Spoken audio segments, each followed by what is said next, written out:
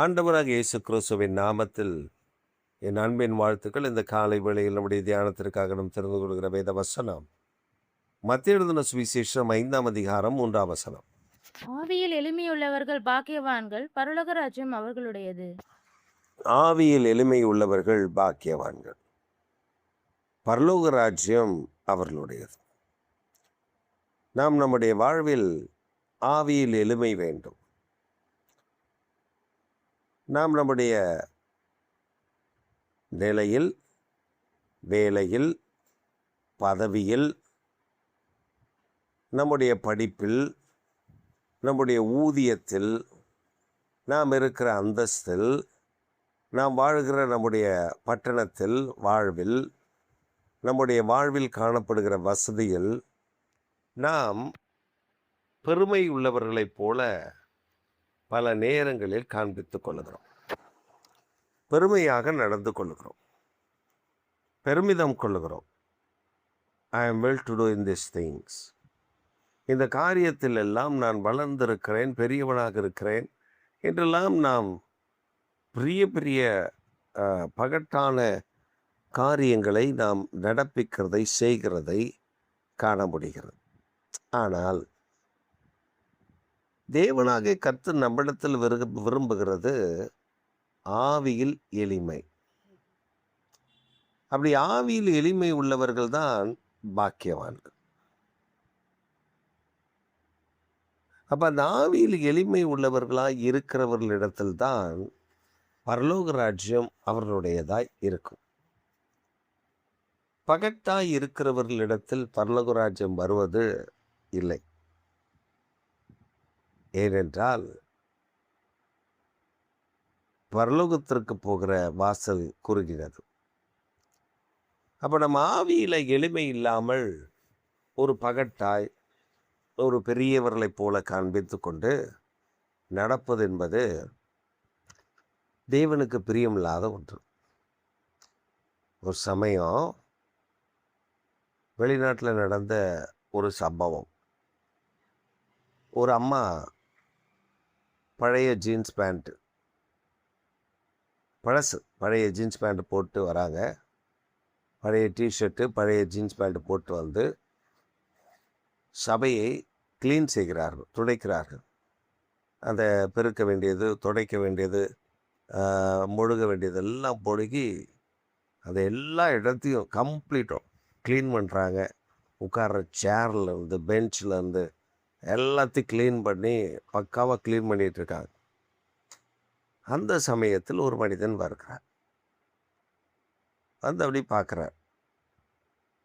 அவர் அப்படி ஒரு ஜென்டில்மேன் மாதிரி அப்படி டீக்கா ட்ரெஸ் பண்ணி பண்ணிட்டு அவர் வந்து அந்த சபையில் உட்காருகிறார். இன்னும் சபை ஆரம்பிக்க நேரம் இருக்கிறது, சமயம் இருக்கிறது. இவர்கள் காலையில் வந்து அந்த வேலையெல்லாம் செய்து முடித்து போய் கிளம்பி வருவார்கள். ஒரு பென்ஸ் காரில் வந்திருக்கிறோம். பென்ஸ் காரில் அப்படி வந்து சபைக்கு ஆப்போசிட்டில் ஒரு பார்க்கிங்கில் நிறுத்திட்டு மறுபடியும் வராரு. வந்து உள்ளே உட்காந்து அப்படி பார்க்குறாரு, இவங்களை பார்க்குறாரு. அவருக்கு உடனே ஒரு ஆர்வம், பேச்சு கொடுக்குறாரு. போய் sister where are you from அப்படின்றார். உடனே அவங்க சொல்கிறாங்க, நான் இங்கேருந்து வரேன், இந்த ஊர்லேருந்து வரேன் அப்படின்றாங்க. சொல்லிவிட்டு அவங்க வேலையை அவங்க பார்க்குறாங்க. உடனே அவர் சொல்கிறார், என்னை கர்த்தர் தான் அனுப்பினார்னு நினைக்கிறேன். நான் இந்த மாதிரி கஷ்டப்படுறவங்களெல்லாம் பார்த்தா உடனே எனக்கு ஏதாவது உதவி செய்யணும்னு தோணும். அதனால் சிஸ்டர் உங்களுக்கு ஒரு $100 கொடுக்குறேன், நீங்கள் வச்சுக்கோங்க அப்படின்னு. உடனே அவங்க சொன்னாங்க, no thank you brother, I have plenty, எனக்கு நிறைய இருக்குது, எனக்கு வேண்டாம், நீங்கள் வேறு யாராவது தேவைப்பட்டால் அவங்களுக்கு கொடுங்க. இல்லை சிஸ்டர், பாருங்கள் உங்கள் ஷர்ட், உங்கள் டிஷர்ட், உங்கள் பேண்ட்டு எல்லாம் ரொம்ப பழசாக இருக்குது, அதனால் நீங்கள் ஒரு ட்ரெஸ்ஸாவது எடுக்கலாம்ல அப்படின்னு சொல்லி கொடுங்க. அந்த அம்மா ரொம்ப தீர்க்கமாக இருக்காங்க, வேண்டாம் அப்படின்னு.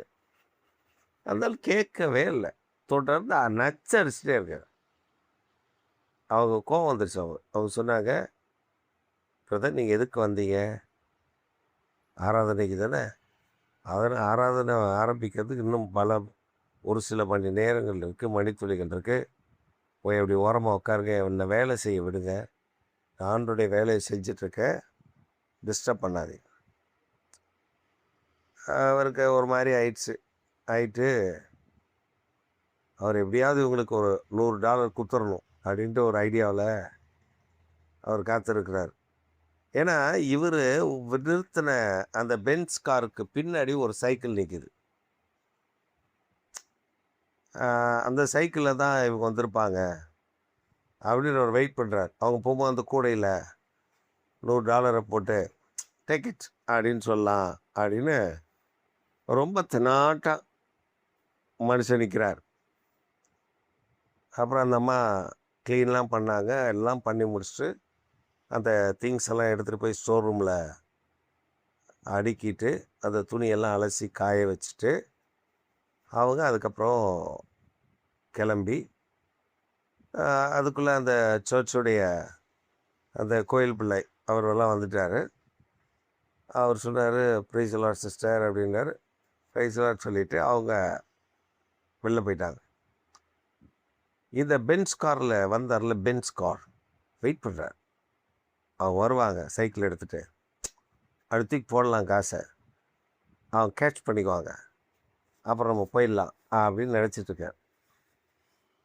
அந்த அம்மா இறங்கி போனாங்க. போயிட்டு கொஞ்சம் தூரத்தில் ஒரு புது ஹை வேரியண்ட் BMW கார் நிற்கிது. போனாங்க, காரு சென்சர் அது அப்படி ஆன் பண்ணாங்க. கார் கதவு திறந்துச்சு. உள்ளே ஏறி உக்காந்தாங்க. டோரை சாத்துறாங்க. இவர் ஆன்னு பார்க்குறாரு. வாயை பொளந்து பார்க்குறாரு. வாயை பொளந்து பார்த்தோன்னே அவங்க அந்த புது காரை கொண்டு வந்து அந்த பென்ஸ் கார் பக்கத்தில் நிறுத்துனாங்க. அவர் அப்படியே உற்று பார்க்குறாரு. என்னடா இவ்வளோ பெரிய பணக்காரங்களாம் இருப்பாங்களோ, இல்லை இந்த அம்மா ஏதாவது கார் ஓட்டுறதுக்கு டிரைவராக கூட இருக்குமோ, இப்படி அழுக்கு பேண்ட் அழுக்கு சட்டையை பழசை போட்டு வந்திருக்க அப்படின்னு அவர் நினைக்கிறதுக்குள்ளே அவங்க உடனே தன்னுடைய விசிட்டிங் கார்டை எடுத்து அவர்கிட்ட நீட்டி, if you need any help call me அப்படின்ட்டு உள்ள அவர்கிட்ட விசிட்டிங் கார்டை கொடுத்துட்டு அவங்க போயிட்டாங்க.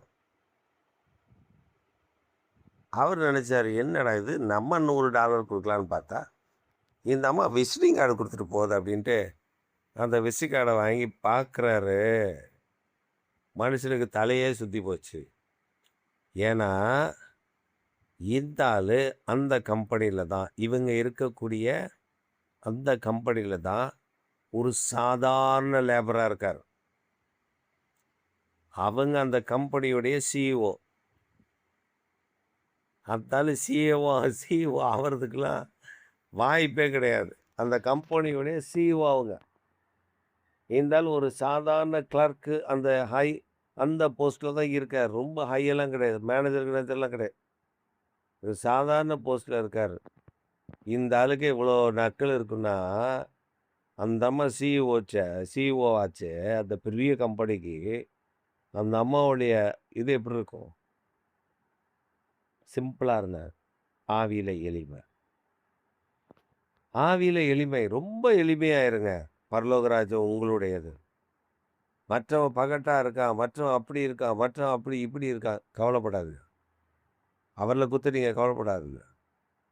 சிலர்லாம் நான் பார்த்துருக்கேன், சோத்துக்கு வழியினாலும் வாயில் லிப்ஸ்டிக்கு, அப்படியே தலைமுடியெல்லாம் பறக்க விட்டு விரித்து போட்டு வந்து பெரிய கோடீஸ்வரி மாதிரி காட்டிக்கிட்டு இங்கிலீஷில் தான் பேசுறது, தமிழ் வராத மாதிரி.